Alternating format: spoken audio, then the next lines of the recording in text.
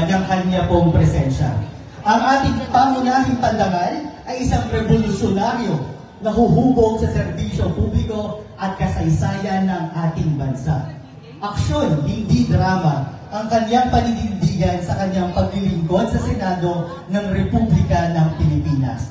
Nahalal po siya bilang #1 senator ng bansa noong nagdaang 2022 national elections at kauna-unahang Filipino-Muslim senator sa nakalipas ng 30 taon. Kasalukuyan po siyang tagapangulo ng Senate Committees sa Cultural Communities, Public Information and Mass Media at Constitutional Reform. Malapit din po sa puso niya ang kooperatiba dahil siya ang nagsisilbing Vice Chairman ng Senate Committee on Cooperatives. Game-changing. Ganito na natin mailalarawan ang kanyang agenda sa lehislatura.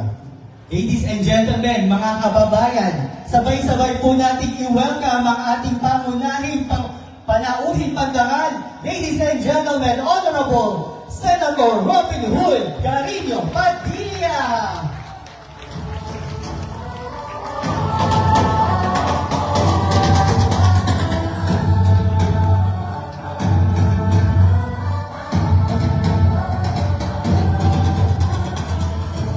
Upo kayo. Upo.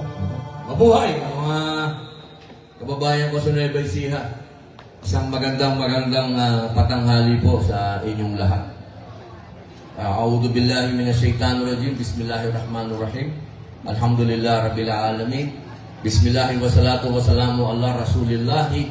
Assalamualaikum warahmatullahi wabarakatuh. Binabati ko po kayo lahat ng Eid Mubarak. Sapagkat kami pong mga Muslim ngayon, amin pong ipinagdiriwang ang pagkatapos po ng Ramadan namin. Kaya po noong Wednesday, tayo po ay holiday. At ito naman pong Thursday at Friday, Idil Fitr pa rin po yan. 3 araw po ang pag-celebrate namin kasi yan po ay very special po. Kaya napaka-special po ng araw na ito sapagkat ako po ay naimbitahan nyo rito sa araw ng piyesta ng mga Muslim. Maraming salamat po sa inyo.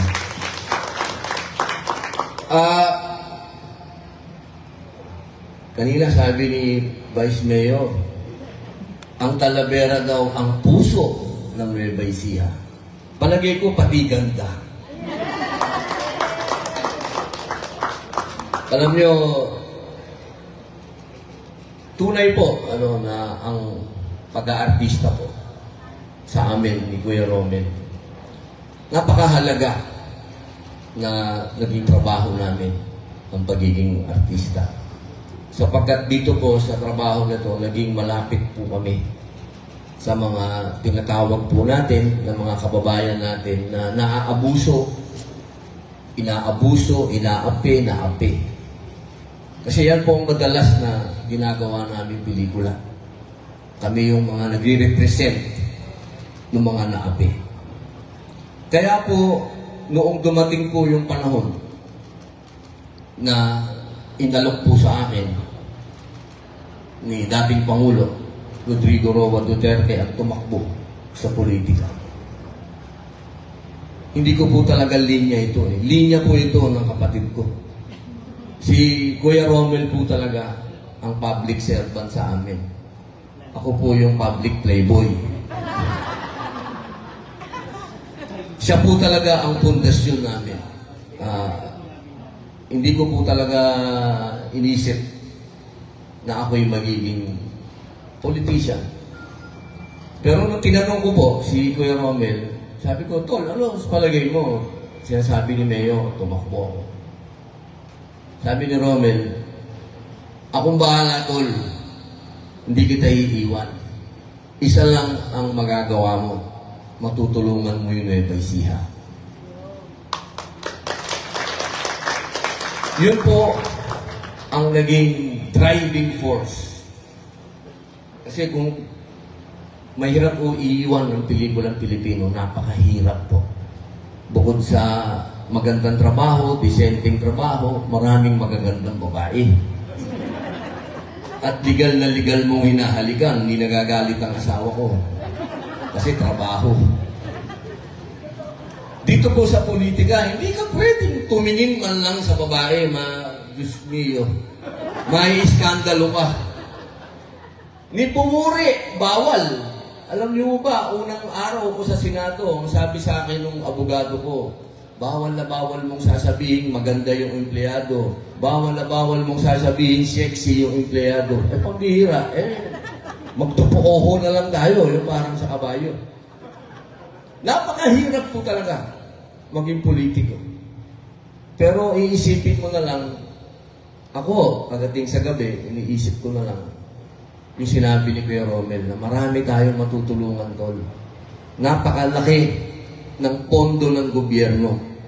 Kung yung pondo lamang na yun ay mapupunta doon sa mga taong nangangailangan, marami tayong magagawa. Kaya po, pagpasensyahan niyo po ako kung medyo hindi ako nakakabisita lagi sa Nueva Ecija. Pero nandito naman po si Kuya Romel. Siya po ang nagsisilbing, wag naman Robby Padilla kasi mas palikero ito, totoo lang. Daktalang nito si Daniel Padilla, akalain nyo, ito yung puno. Kaya po, lahat po, ang pagtungkol sa BAMSI, patawarin niyo po ako, sumasakit na ang tenga ko kay Kuya Romel. Dahil pupunta yan sa Senado, ang bukang bibig niyan, BAMSI, kooperatiba. Tol, ako'y pinahanga sapagkat nung nakita ko yung cold storage, ibig pong sabihin, kaming mga nasa gobyerno, kasama ko na po ang DA, sir, sama ko na po ang DAR, sama ko na po ang local government. Lahat kami, pwede kaming gumawa ng proyekto Maraming proyekto. Sige, gawin natin lahat yan. Ang tanong, anong output niyan? Makikinabang ba yung mga magsasaka dyan sa proyekto na yan? Ito pong proyekto na ito, pinag-aralan po namin ito nung panahon nang ako po ay inaalok din ni dating Pangulong Rodrigo Roa Duterte na pumasok sa kanyang gobyerno. Hindi po ako pumasok dahil hindi po talaga, ayoko talaga.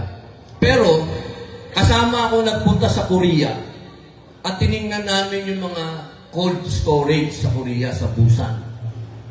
Doon ko po nakita na ang cold storage sa South Korea, mga building, ang lalaking building. At yung cold storage po doon, kaya niyang suplayan ang buong South Korea ng 2 taon. Ganong klase. Ano pong ibig sabihin? Na tama ang direksyon na gumawa po kayo ng maraming cold storage. Dahil dito, nakasalalay ang pag-angat ng buhay ng magsasaka, katulad po ng ipinaliwanag ng ating magaling na doktor, si Doktor... Nako. Nasaan na yun? Basta alam ko, pogi yung nagsalita Alam niyo, Dok, habang nagsasalita kayo kanina, sabi ko sa sarili ko, alam nito yung sinasabi niya. Kasi marami yung hearing sa Senado, medyo umiinit ang ulo namin minsan kasi yung nagsasalita na taga-gobyerno at ahensya, hindi alam yung sinasabi niya. Pero ngayon, nasa mabuting kamay ang Nueva Ecija dahil alam ni Dr. Pogi ang kanyang sinasabi. Kaya po, kung ano man po ang mga plano nyo pa sa cold storage, sabihin lang po nyo sa akin, ako po ay makikipag-coordinate. Alam niyo po, yung kalihim po ngayon ng Department of Agriculture ay best friend ko. Opo. Siguro, pwede kong sabihin na aabusuhin natin siya. Yun ho ang pwede natin gawin. Sapagkat kaparehas po natin ang kalihim ngayon ng Department of Agriculture. Naniniwala siya sa sinabi niyo na kailangan ang Nueva Ecija ay buhusan natin ng pondo para ang mga magsasaka ay magkaroon ng dignidad at magandang buhay. Ngayon po, hayaan niyo lang po akong pasalamatan lahat ang mga taong ito sapagkat sa totoo lang, wala na po akong pwedeng sabihin pa dahil nasabi niyo na lahat. Napakagaganda po at kami ang nabigyan ninyo ng inspirasyon. Katulad po ng ating napakagandang Vice Mayor, Nery B. Santos Martinez. Ma'am, napakahusay niyo po magsalita. Para niyo akong natutukan. Hindi ka pwedeng tumanggi. Hindi naman po ako tatanggi.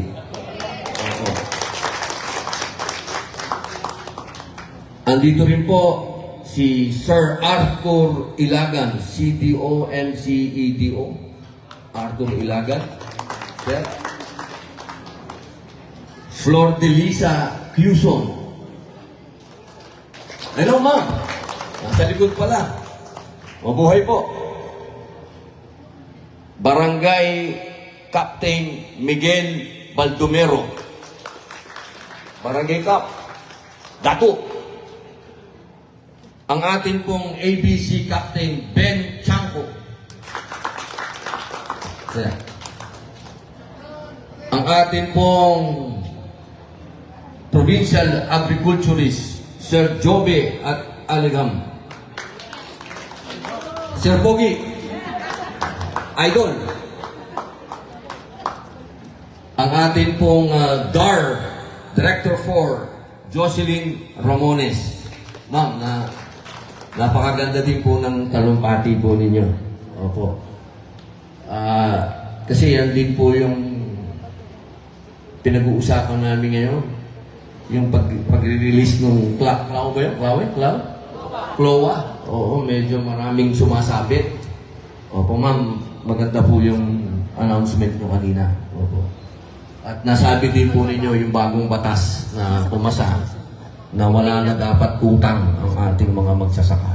Napakagandang po na yun, ma'am. Ipaliwanag sa ating mga magsasaka. At syempre po, sa ating pong PRDP, tama ako? Provincial Development,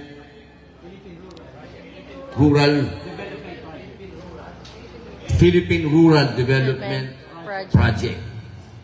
Romel Chanco. Wala. Ano nga si Dulo? Ayun, boss. Ayaw mo tumayo, boss, ha?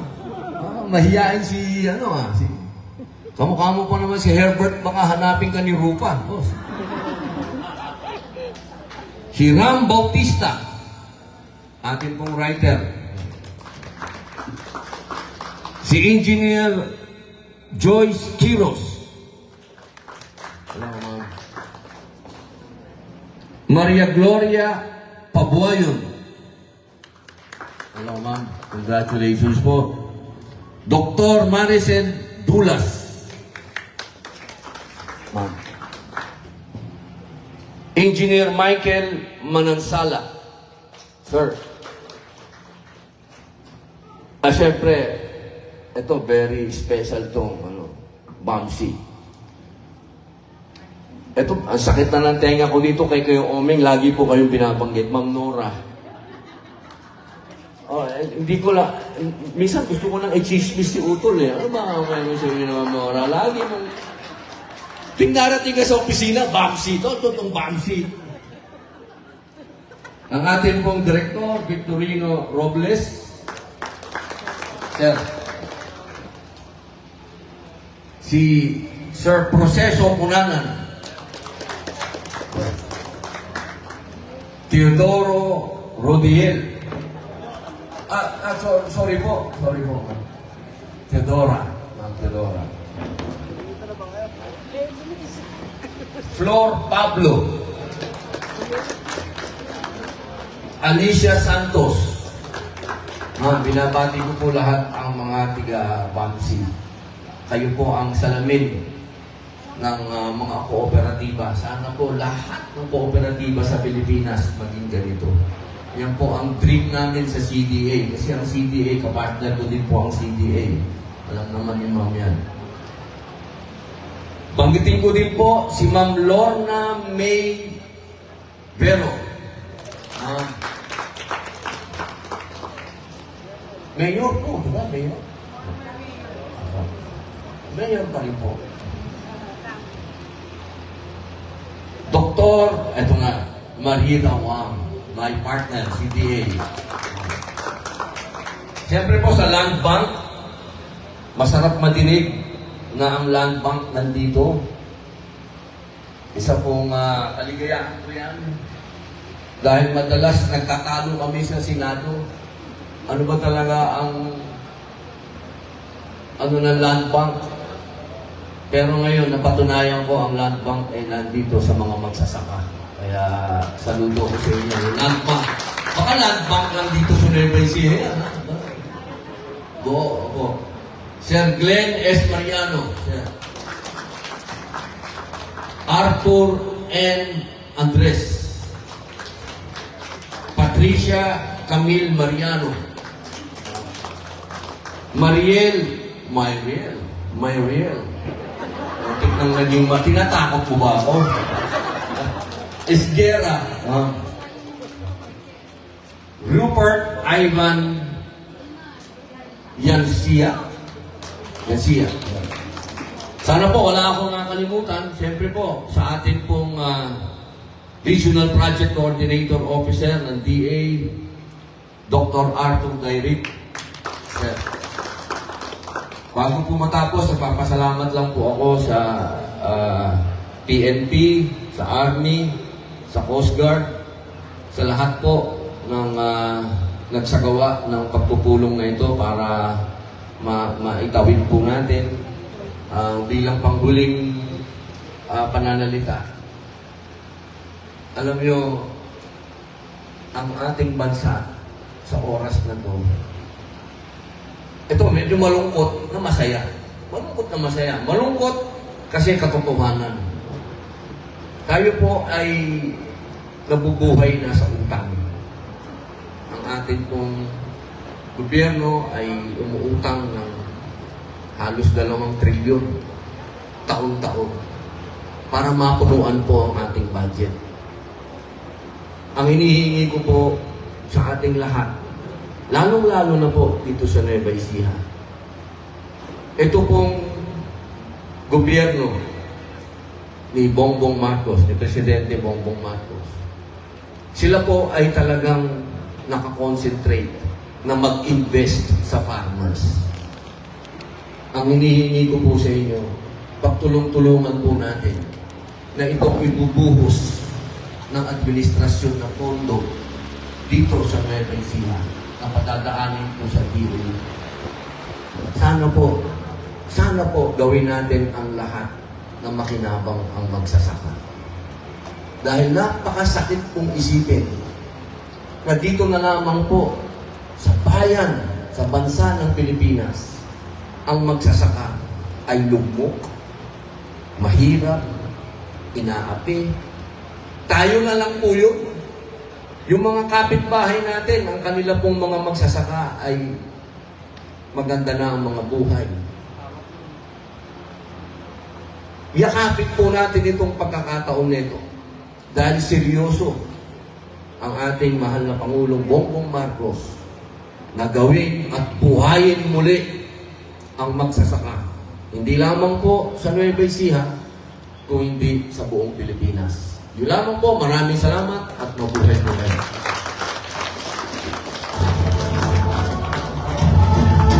Maraming salamat po, Senator, pero hindi po muna namin kayo papakawalan. Dito po muna tayo sa stage para po tulungan po kami sa paggawad po ng plake ng pagkilala sa mga partner agencies po ating kooperatiba. So tinatawagan din po namin Manager Nora Angeles and Chairman Victorino Robles para po sa ating paggawad ng plaque of appreciation sa different government agencies po na naging katulong para sa katuparan po ang ating proyekto. So hayaan niyo po na basahin ko po ang citation. Bantug Agricultural Multipurpose Cooperative, plaque of appreciation is given to for their outstanding contribution in achieving the vision and mission of the cooperative and for their dedication and commitment in assisting BAMSI to establish the Onion Cold Storage Facility. Presented this 12th of April 2024 at BAMSI Cold Storage Facility, Bantug, Talavera, Nueva Ecija. Signed, Nora Angeles, General Manager, and Victorino A. Robles. So the plaque of appreciation is given to Provincial Cooperative and Entrepreneurship Development Office of Nueva Ecija. So may we request Ma'am Lorna May Vero to receive the plaque of appreciation.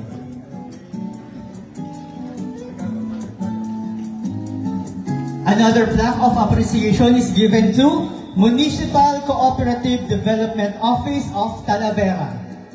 So may we request Sir Art para po i-receive po ang ating plaque.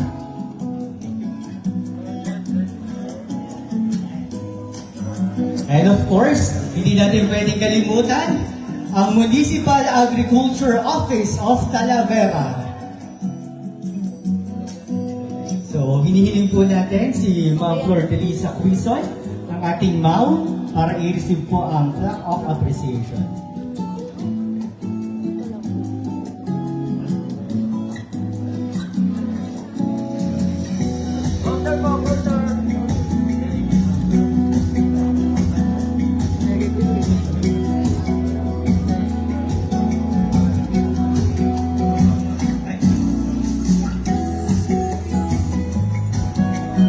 So another plaque of appreciation is given to Office of the Provincial Agriculturist Nueva Ecija.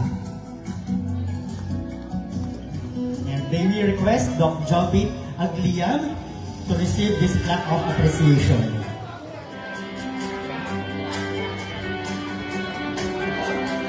And ang partner po natin from Land Bank of the Philippines Talavera Branch.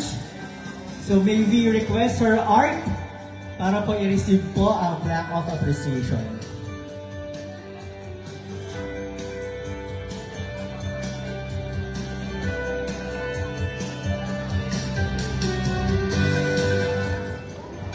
And another plaque of appreciation is given to Land Bank of the Philippines Nueva Ecija Lending Center. And this plaque of appreciation will be received by Sir Glenn Mariano.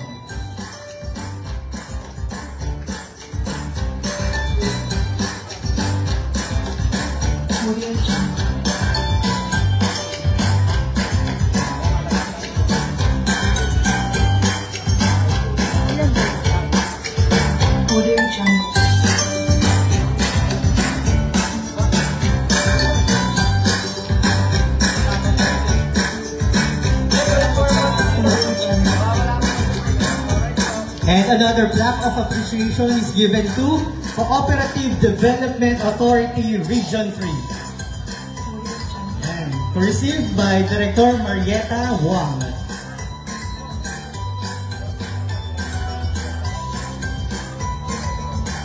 And for the next set of award or plaque of appreciation, may we request Vice Mayor Nery V. Santos Martinez to assist us in presenting this plaque of appreciation. So, plaque of appreciation is given to Department of Agriculture, Investment in Rural Enterprise and Agriculture, and Fisheries Productivity or DAPRDP IUIT. And may we request Ma'am Maricel Dulias to receive po ang ating plaque of appreciation.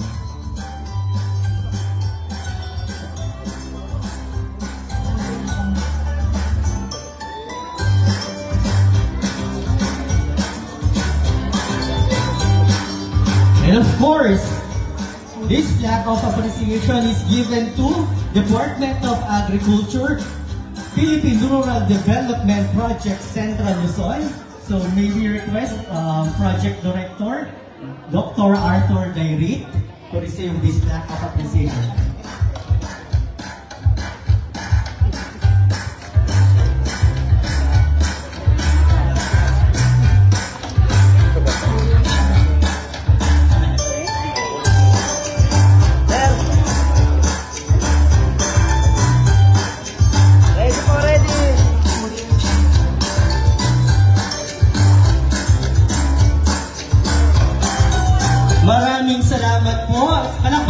natin lahat po ng ating partner agencies.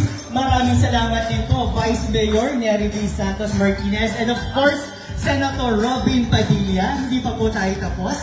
Ayan. Susulitin na po para makakaroon tayo ng photo op kay Senator.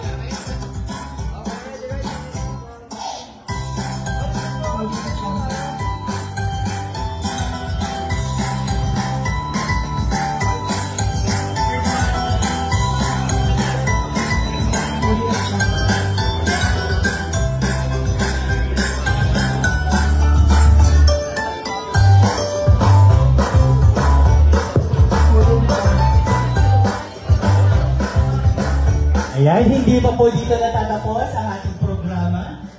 Pero saglit na lang po, alam mo kung nagugutom na po iba sa atin. Pero kung mahanda po na panakalian po sa ating lahat. Sir, isa pa po. Okay. Isa pa po.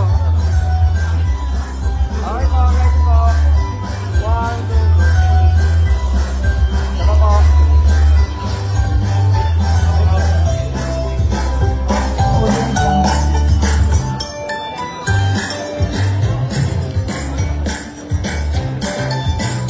Ayan, maraming salamat po, Senator. And now, para po, ito po talaga.